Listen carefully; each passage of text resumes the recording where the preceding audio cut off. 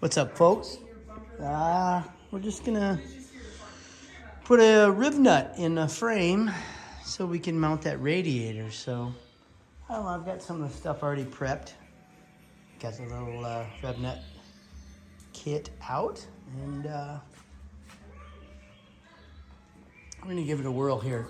Already did one, but the problem is being able to see what we're doing and mounting a damn camera. I don't know, can you see that? Can you see what we're up to?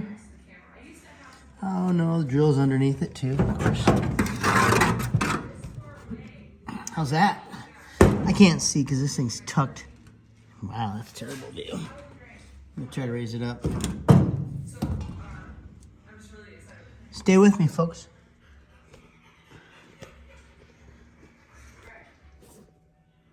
Don't worry, that's Roaming Reckless in the background. She's living in her Subaru.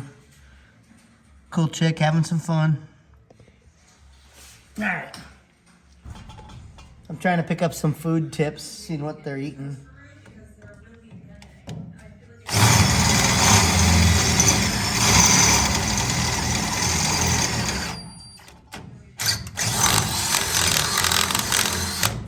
Because apparently I need to pick up the biscuits and gravy from Walmart in the camping section. Whoa.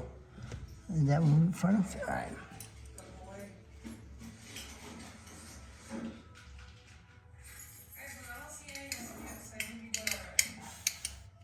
Bear with me. Thought I had a rib nut. You see that thing? Screw it on the deal. Boy, we should have some lighting on this thing. There's a rib nut. This is the plate. You can have the fancy rib nut tool because that just squeezes it like a rivet gun. And but this works just as well. I probably could have drilled that out a little bigger so you don't have that ruckus, but there goes nothing. So what you do is you just tighten this thing up. In theory, this is all you have to do. There we go. She's biting.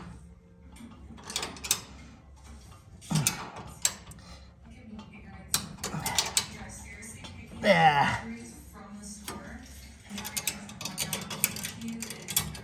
Basically what it does is it rivets a nut